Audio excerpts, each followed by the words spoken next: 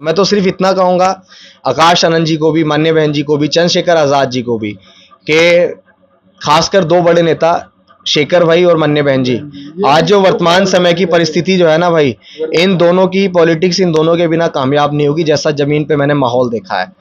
आज हम लोग भूल चुके हैं कि हमारी लड़ाई भाजपा कांग्रेस और मनुवादी व्यवस्था से है, सामंती व्यवस्था से है। हम लोग उसको भूल चुके हैं। आज हम लोग आपस में लड़ रहे हैं। बाबती एक हूँ, चंद्रशेखर एक हूँ, तो ये कुछ सामने आया दिल की बात क्या, सिर्फ सबका यही कहना था कि आज हमारे बीच बड़ी दुविधा है। वोट का अधिकार एक है और दोनों नेताओं ने समाज के लिए काम किया है। किसी एक के संघर्ष को डिनाई नहीं कर सकते हैं। मान्य बहन जी ने 40 साल से सड़क पर साइकिल यात्रा भी की है, चप्पलें घिसी हैं, तब वो आज उस मुकाम तक पहुंची हैं। चंद्रशेखर आजाद ने भी यार 17 महीने जेल काटी है। समाज के मान सम्मान स्वाभिमान के लिए भोपाल जाम कर दिया, दिल्ली जाम कर दिया। मतलब देश का कोई सा भी ऐसा सूबा हो, उन्होंने हर जगह अपनी ताकत दिखाई, नौजवानों के अंदर क्रांति पैदा कर दी। तो लोगों का ये कहना है कि बड़ी दुविधा है आज हम किसको वोट डालें, कि हमें वोट डालने का अधिकार भी रहेगा नहीं रहेगा। 2024 के बाद नहीं पता है कि कॉन्स्टिट्यूशन दोबारा यहाँ स्थापित रह पाएगा नहीं रह पाएगा। वो सारी चीजों को बचाने के लिए, महापुरुषों के आंदोलन और कारवां को बचाने के लिए हम लोग घर की लड़ाई को खत्म करके, हम लोग कम से कम, आज मैं ये कह रहा हूं कि नहीं, हम इस स्थिति में, मैं आपको ये हकीकत बता रहा हूं, मैं मध्य प्रदेश से यहां तक आ गया, हम लोग एक सांसद बनाने की स्थिति में नहीं है। आज समाज इतना बटा हुआ है कि हम लोग एक सांसद बनाने की स्थिति में नहीं, वोट ही डालने में डिसाइड नहीं हो पा रहा। अब आप मुझे बताइए कि क्या हम लोग इस तरह यार कामयाब हो जाएंगे? मैं सच बता रहा हूं, बहुत तकलीफ है, बहुत पीड़ा है, बहुत दुख है, बस आंसू नहीं निकल रहे हैं। कुमार, आप देख रहे हो बी मिशन टीवी। एक अभिषेक जाटव जी हमारे साथ हैं और बहुजन शायर लगातार एक बहुजन जागो मार्च लेकर मैदान में डटे हुए हैं। और मैंने देखा कि आज आगरा में आ रहे हैं। एक सोशल मीडिया पर अभी एक वीडियो देखा 11 बजे, तो मैंने सोचा कहीं वीआईपी होटल वगैरह में ये रुके होंगे। तो ये हमारे साथी का ही घर है ये तो? नहीं, मेरे घर जो है, जहां समाज के घर हैं, वो किसी लग्जरी हाउस से कम थोड़े ही हैं। जब मान्यवर ने साइकिल यात्रा की थी तो समाज के बीच जाके रुकते थे। और मैं ये भी नहीं कह रहा हूँ कि मैं ना अपने आप की तुलना मान्यवर से कर रहा हूँ, लेकिन समाज के बीच अगर पहुंचेंगे नहीं तो कैसा जागो मार्च? समाज के बीच रुक के, समाज से बातें करके, जैसा समाज खिला रहा है वैसा खा रहा हूँ, जहां समाज रुकवा रहा है वहां रुक रहा हूँ। होटल के लिए ना मेरे पास पैसे हैं, ना शायद स्थापित लोग मेरे साथ हैं। मोबाइल पे अगर आपको मैं देखूंगा तो अब एक बड़ी पार्टी के नेता से कम नहीं लगते हैं। ये तो तमाम लोग कहते हैं अभिषेक के पीछे तमाम गाड़ियों का काफिला है, कहाँ से पैसा आ रहा है? पैसा, हाँ, देखिए, अगर पैसे की बात है, अभिषेक चाहे सोशल मीडिया पे जाके मांग सकता है, समाज देगा भी, क्योंकि बहुत सारा यूथ है जो अभिषेक को फॉलो करता है। और वो अभिषेक को नहीं, क्योंकि मैं अम्बेडकर मूवमेंट पे शायरी करता हूं, तो डॉक्टर अम्बेडकर को फॉलो करने वाले लोग मुझे फॉलो करते हैं। वो मुझे फॉलो नहीं कर रहे हैं, वो बाबा से अम्बेडकर की शायरी जो मैं बोल रहा हूँ उसकी वजह से लोग मेरे साथ जुड़े हैं। और समाज के बीच जब पहुंच रहा हूं, तो जब मुझे लगता है कि अब मेरे पास पैसा खत्म हो गया, तो समाज से मांग रहा हूँ।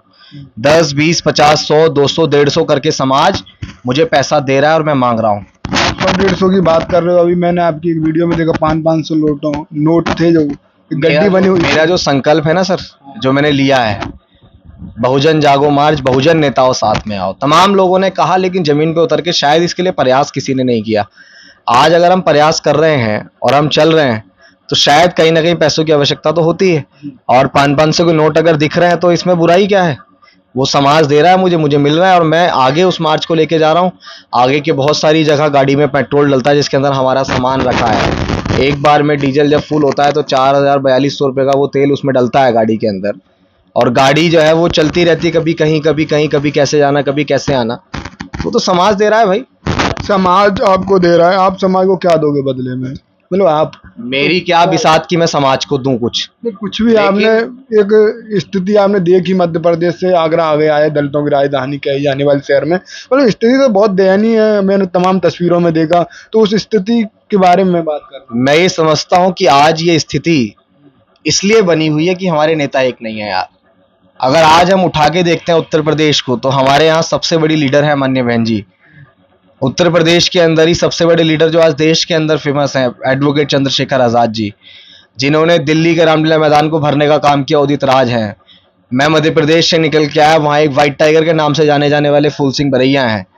समाज के अंदर इतने सारे नेता, आप महाराज जाइए, प्रकाश अंबेडकर हैं, रामदास अठावले हैं, आप जाइए वहां बिहार, चिराग पासवान है, वो मांझी जी हैं। मतलब कितने समाज के ऐसे नेता बचे हुए हैं।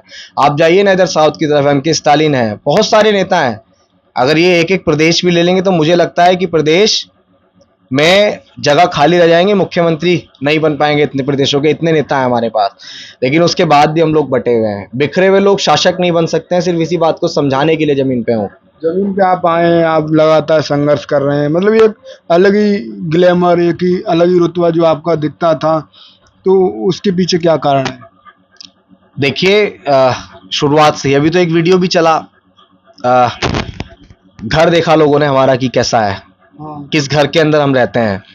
टपक रहा था वो छत से पानी। तो मेन ये है कि हालांकि कभी ऐसा किया नहीं कि दिखाया, मेरे को तो ये था कि जिस तरह का ग्लैमर बना हुआ है ना उसको बने रहने दो, क्योंकि जो दिखता है वही बिकता है। और दिखते बिकने का कारण ये है कि आज हम लोग जब समाज पे शोषण होता है हम लोग वहां पहुंचते हैं, और मुझे ऐसा लगता है कि हमको आवश्यकता नहीं है अपने आप को किसी को कमजोर दिखाने की।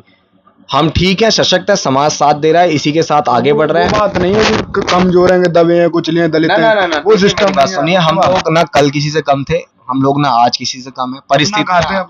परिस्थितियां किसी वजह से किसी उससे कमजोर हो सकती हैं, लेकिन समाज हमारे साथ है तो हम कमजोर कैसे भी नहीं है।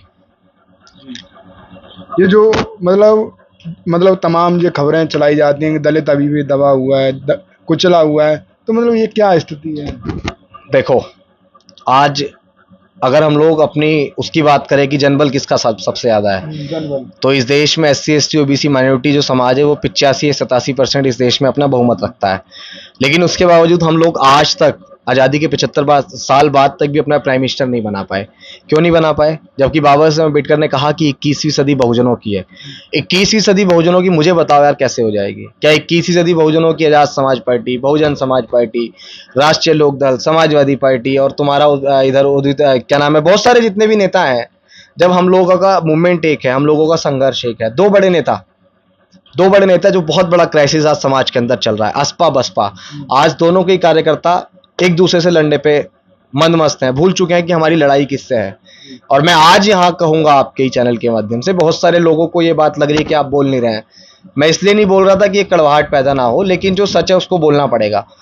राजस्थान के अंदर और भोपाल के अंदर बसपा के राष्ट्रीय कोऑर्डिनेटर हैं आकाश आनंद। मुझे बोलना इसलिए पड़ रहा है, मैं चाह नहीं रहा था बोलना, लेकिन बोलना इसलिए पड़ रहा है कि बहुत सारे लोगों का ये भी जरूरी भी है। बहुत सारे लोगों के जब सवाल आते हैं तो मुझे लगता है कि मुझे जवाब देना चाहिए जब मैं जमीन पे उतरा हूं। देखो, मुझे ऐसा लगता है कि मेरी ये सलाह है आकाश आनंद जी को, हालांकि वो एक बहुत बड़ी पार्टी के राष्ट्रीय कोऑर्डिनेटर हैं, मेरी सलाह को एक्सेप्ट करेंगे नहीं करेंगे इस बात की भी मैं कोई मंजूरी नहीं दे रहा हूं, लेकिन मेरी ये सलाह है क्योंकि मैंने फूले पेरियार ललई अंबेडकर और मान्यवर कांशीराम साहब की मूवमेंट को गहराई से पढ़ा है, और पढ़ने के बाद मैं जमीन पे हूं। मुझे ऐसा लगता है कि आपको मान्यवर कांशीराम साहब और माननीय बहन जी ने जो खून पसीने की मेहनत से सींची पार्टी बहुजन समाज पार्टी, आप उसके राष्ट्रीय कोऑर्डिनेटर हैं, तो आपको तो बहुजनों के सबसे बड़े दल का फायदा उठाते हुए समाज को एक करने की बात करनी चाहिए थी। किसी को छोटा बड़ा कह देना, अगर कोई सड़क छाप इस तरह की बातें करता ना तो समझ आता था, लेकिन आप एक वेल एजुकेटेड पर्सन हैं, आप बसपा के राष्ट्रीय कोऑर्डिनेटर हैं, और आपके ऊपर हाथ किसका है? मैं कह रहा हूं आपके ऊपर हाथ किसका है? बहुत अच्छी बात है। मैं तो कहूं समाज के प्रत्येक व्यक्ति को विदेश अगर जागने का मौका मिल रहा है, पढ़ने का मौका मिल रहा है, तो जाना चाहिए। फिर भी आप उनकी भाषा शैली से संतुष्ट नहीं? मैं भाषा शैली से इसलिए संतुष्ट नहीं हूं कि चाहे ऐसा बयान कोई बसपा के खिलाफ भी देता तब भी मेरी यही सलाह होती कि समाज को तोड़ने वाली बात हम बिल्कुल ना करें। सवाल पूछा गया था, आप कहते हैं कि समाज के अंदर बहुत सारे संगठन दल हैं जो अपने अपने हिसाब से काम कर रहे हैं। हम अपने हिसाब से काम कर रहे हैं, दो बात कह के बातें खत्म करनी थी। उन्होंने इस विवाद को धौलपुर में थोड़ा कम करने की कोशिश किया, फिर उन्होंने उछाल दे दी जयपुर में जाके, कह दिया कि केसीआर की गोद में जाके बैठ के चंद्रशेखर 2 सीटों के लिए गिड़गिड़ा रहा है। ये सब देखिए, आरोप प्रत्यारोप ये सारी चीजें करना बहुत आसान है, संघर्ष बहुत मुश्किल होता है। क्योंकि अब मैंने जब जमीन के उतर के देखा है ना, तो हमने ये महसूस किया कि संघर्ष कितना कठिन है। अपने ही लोगों का सामना करना पड़ता है, ये सच है कि अपने ही लोगों का आपको बुरा बन जाना पड़ता है, इतना संघर्ष आपको जमीन पर उतर के करना पड़ता है। अभी मैं जान पा रहा हूँ, उन्होंने कहा कि इस तरीके से नए नए आ गए हैं चमचे, मुझे लगता है कहीं वो आपको भी ना जोड़ रहे हैं उसमें, आप भी नए चमचे ही हो क्या? देखो, ये तो वक्त तय करेगा कि कौन चमचा है कौन क्या है।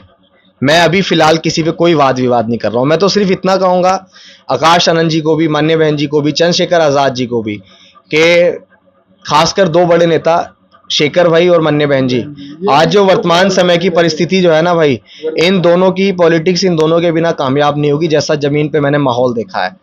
आज हम लोग भूल चुके हैं कि हमारी लड़ाई भाजपा कांग्रेस और मनुवादी व्यवस्था से है, सामंती व्यवस्था से है। हम लोग उसको भूल चुके हैं। आज हम लोग आपस में लड़ रहे हैं। बाबा साहेब अम्बेडकर और मान्यवर कांशीराम साहब की बात करने वाले लोग, जो जय भीम के उद्घोषण के साथ अपने आंदोलन की शुरुआत करते हैं, आज वही लोग आपस में लड़ रहे हैं। क्या ये तकलीफ और दुख की बात नहीं है यार? क्या ऐसे हम लोग कामयाब हो जाएंगे? मणिपुर के अंदर जो दंगा चल रहा है ना, वो ट्रायल है आरक्षण और आरक्षण विरोधियों के बीच लड़ाई हम लोग कैसे करवा सकते हैं? और 2024 के अंदर अगर हम लोग कुछ बड़ा नहीं कर पाए ना, तो वो पिक्चर पूरे देश में रिलीज होगी। और जब एहसास होगा कि अभिषेक जो मार्च लेके चल रहा था, बहुजन जागो मार्च, अभी शायद लोग इस बात को नहीं एक्सेप्ट कर पा रहे। अभी तो लोग सिर्फ इस बात में मस्त हैं कि मैं किसका दलाल हूं और मुझे किसके द्वारा भेजा गया है। लेकिन जब आने वाले कल में लोगों को ये पता लगेगा कि अभिषेक के द्वारा निकाला गया आंदोलन बिल्कुल सच्चा था, ना वो स्क्रिप्टेड था, ना वो किसी नेता के द्वारा चलवाया जा रहा था। 2024 के बाद जब सब लोग पिटेंगे छितेंगे, जब अभी तो संविधान का पन्ना रोज फाड़ा जा रहा है, और 2024 के बाद वो बिल्कुल खत्म हो जाएगा। आरएसएस को 100 साल हो जाएंगे ना, और उनका तो 100 साल के बाद संकल्प है ना कॉन्स्टिट्यूशन को बदलना। जब मोदी जी के आर्थिक सलाहकार इस बात को कह रहे हैं, तो आप और किस बात की अपेक्षा रख रहे हैं? किस बात की उम्मीद रख रहे हैं कि कॉन्स्टिट्यूशन बचा हुआ है क्या? और वो संविधान जिससे हमें सारे अधिकार मिल रहे, जब वही खत्म हो जाएगा, उसमें लोकतंत्र जिससे आज हमारे नेता स्थापित हैं, जब वो लोकतंत्र ही खत्म हो जाएगा, तो मुझे बताओ क्या नेता फिर रह पाएंगे? कुछ समाज भी पिटेगा, नेताओं के साथ भी वही स्थिति होगी जो समाज के साथ होगी। एक सवाल मैं जानना चाह रहा हूँ, अब तक कितना किलोमीटर चल लिया? महू से मैं आपको पूरा एरिया बता देता हूं कि हम लोग महू से निकले, इंदौर आए, देवास आए, सीहोर आए, सीहोर के बाद सोनकच्छ, फिर भोपाल, फिर विदिशा, फिर खुरई, फिर ललितपुर, फिर झांसी, फिर डबरा, फिर दतिया, फिर ग्वालियर, फिर मुरैना, फिर मुरैना में पिपरई, फिर उसके बाद हम लोग धौलपुर पहुंचे। धौलपुर में पहुंचने के बाद वहां से मार्च करते हुए हम लोग आगरा की ओर पहुंचे। अब तक आपने मेरे हिसाब से 751 किलोमीटर दूरी तय कर ली होगी। ये जो दूरी है ये सिर्फ ऐसी है, लेकिन हम लोग घूमते हुए आए। मुझे ऐसा लगता है कि हमने 1000 किलोमीटर से ज्यादा का हमने सफर। मैं वहां तक गया हूं कि मुझे जहां काशीराम साहब गए साइकिल यात्रा लेके, और उनके साथ मात्र 15-16 लोग हुआ करते थे जिस दौर में काशीराम साहब ने साइकिल यात्रा की शुरुआत की थी। मैं इंदौर के उन जगहों से निकला जहां काशीराम साहब गए थे और उनके साथ मात्र 15 लोग थे। तो मुझे तो ये चीजें हौसला देती है कि हमारे साहब, हमारे रहबर, जिन्होंने सामाजिक इतना बड़ा परिवर्तन किया, जब वो लोग 15 लोगों के साथ शुरुआत कर सकते, तो अभिषेक के साथ तो फिर भी बहुत सारे लोग हैं। ये सवाल मेरा ना, आपने सबसे बात की, अभी इन भाई का इनका दिखा सकता हूँ फिर? तो अभी ये इनका घर है, ये जो भाई बैठे हो, क्या नाम हुआ आपका? ये मेरा नाम विक्रम। अच्छा, अभी ये विक्रम जी का घर है। ऐसे ही और घर मिले होंगे आपको। हाँ। ठीक है, तो उन्होंने आप अपनी बात, दिल की बात नहीं बताई कि मायावती एक हो, चंद्रशेखर एक हो, तो ये कुछ सामने आया? दिल की बात क्या, सिर्फ सबका यही कहना था कि आज हमारे बीच बड़ी दुविधा है। वोट का अधिकार एक है, और दोनों नेताओं ने समाज के लिए काम किया है। किसी एक के संघर्ष को डिनाई नहीं कर सकते हैं। मान्य बहन जी ने 40 साल से ज्यादा सड़क पर साइकिल यात्रा भी की है, चप्पलें घिसी हैं, तब वो आज उस मुकाम तक पहुंची हैं। चंद्रशेखर आजाद ने भी यार 17 महीने जेल काटी है। समाज के मान सम्मान स्वाभिमान के लिए भोपाल जाम कर दिया, दिल्ली जाम कर दिया। मतलब देश का कोई सा भी ऐसा सूबा हो, उन्होंने हर जगह अपनी ताकत दिखाई, नौजवानों के अंदर क्रांति पैदा कर दी। तो लोगों का ये कहना है कि बड़ी दुविधा है, आज हम किसको वोट डालें। कंफ्यूज है, बिल्कुल कंफ्यूज है। आप जमीन पर उतर के देखना। मैं तो ये कहता हूं कि लोग आए नहीं मेरे साथ। जिस बहुजन मीडिया को आना चाहिए था, इस बात को लेके भी थोड़ा सा हताहत हूं कि लोगों को जमीन पे आना चाहिए था, लेकिन शायद हम लोग अभी शुरू कर रहे हैं, तो अभी लोगों का विश्वास जो है वो हम पे बहुत जल्दी नहीं बनेगा। लेकिन जो हमारा मार्च है, आपको विश्वास है कि लोगों का विश्वास आप जीत पाओगे? यार, जो आंदोलन सच्चा है, पवित्र है, जिसके मन में कोई छल नहीं है, वो व्यक्ति क्यों लोगों तक नहीं पहुंच पाएगा? क्यों वो अपना विश्वास नहीं जीत पाएगा? मैं तो इस तुम्हारे इस चैनल के माध्यम से कर दूं, वो लोग देखते हैं। मैं तो ये भी कह दूं कि मेरा मार्च कोई संगठन बनाने नहीं निकला है। ये मुखालता और ये सारी चीजें जिसके भी दिमाग में आ रही है, वो निकाल देना कि अभिषेक कोई संगठन बनाएगा या अभिषेक कोई पार्टी बनाएगा। भैया, मेरी कोई औकात नहीं है कि मैं संगठन और पार्टी बना लूं। 22 साल का आपको किसी ने नहीं, मान लो किसी ने आपके इस आंदोलन को, मतलब किसी भी नेता ने बाहु नहीं दिया, और ना ही आप भीम आर्मी से भी थोड़ी अनबन हो गई, तो आप इतनी बड़ी पॉपुलैरिटी रखते हो सोशल मीडिया पे, तो कुछ बनाओगे नहीं आप कभी भी?